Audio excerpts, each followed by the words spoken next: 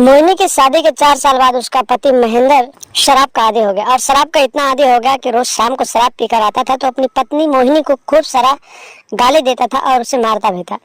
और मोहिनी अपने पति के इस रवैये से काफी परेशान हो गई थी और वो धीरे धीरे अपने पति से दूरी बनाने लगी थी और फिर अपने जेठ के साथ नजदीकियां बढ़ाने लगी थी। एक दिन की बात होती है, रात के करीब 2 बज रहे होते हैं और मोहिनी अपने कमरे से उठती है और सीधे अपने जेठ के कमरे में पहुंच जाती है और तभी अचानक उसके पति की, जो शराबी पति होता है, उसकी नींद खुल जाती है और फिर वो उसके पीछे पीछे अपने भाई के कमरे पहुंच जाता है। और उसके बाद जो होता है दोस्तों, आप लोग जब सुनेंगे तो हैरान हो जाएंगे। नमस्कार दोस्तों, स्वागत है आप सभी का हमारे एशियन क्राइम अफेयर चैनल में। दोस्तों, एशियन क्राइम अफेयर चैनल को आप सभी लोग सब्सक्राइब कीजिए, वीडियो को लाइक कीजिए और वीडियो को ढेर सारा शेयर भी कीजिए।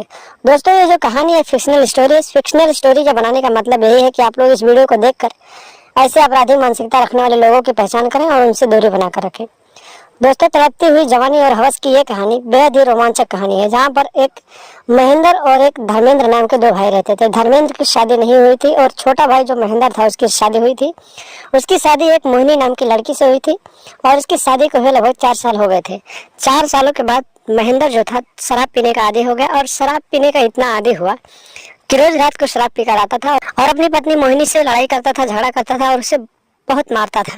धीरे धीरे इसी तरीके से समय बीतते जा रहे थे और करीब लगभग 4 महीने का समय और बीत गया। 4 महीने के बाद मोहिनी जो थी अपने पति महेंद्र से धीरे धीरे दूरियां बनाने लगी और कहीं ना कहीं उसका मन अपने जेठ धर्मेंद्र के साथ लगने लगा और धीरे धीरे उसके ऊपर आकर्षित होने लगी, उसके ऊपर मोहित होने लगी।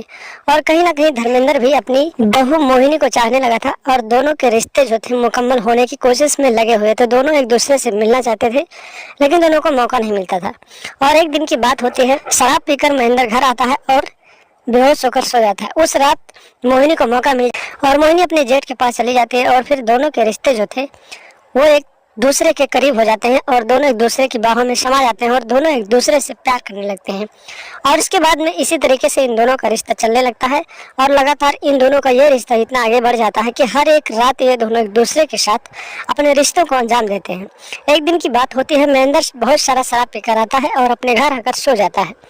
रात के करीब 2 बज रहे होते हैं। मोहिनी अपने कमरे से उठती है और सीधे अपने जेठ धर्मेंद्र के कमरे में पहुंच जाती है और जब ये दोनों एक दूसरे के साथ अपने रिश्ते को अंजाम देने लगते हैं तभी अचानक ना जाने कैसे महेंद्र की नींद खुल जाती है और महेंद्र अपने कमरे से उठता है और सीधे अपने भाई के कमरे में पहुंच जाता है। जब अपनी पत्नी को देखता है कि उसके बिस्तर पर नहीं है तो फिर वो उसको खोजने लगता है और खोजते खोजते अपने भाई के कमरे में पहुंच जाता है। और जब अपने भाई के कमरे में पहुंचता है तो वहां का नजारा देखकर उसके पैरों तले जमीन खिसक जाती है। वो देखता है कि उसकी बीवी मोहिनी उसके बड़े भाई के बाहों में होती है और आपत्तिजनक हालत में होती है। दोनों को आपत्तिजनक हालत में देखकर उसका खून खौल जाता है और फिर वो अपने भाई से लड़ाई झगड़ा करने लगता है।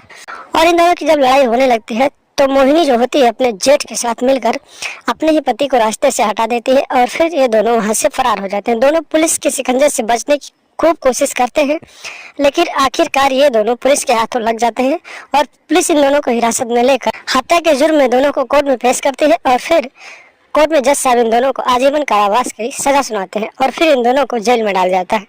तो दोस्तों, सावधान है, सतर्क हैं, क्योंकि ऐसे लोग आपके आसपास भी हैं जो ऐसी मानसिकता रखते हैं। उनसे दूरी बनाकर रखें और लगातार हमारे साथ बने हैं। चैनल पर नए हैं तो चैनल को सब्सक्राइब कर लें और हमेशा देखते रहें एशियन क्राइम अफेयर।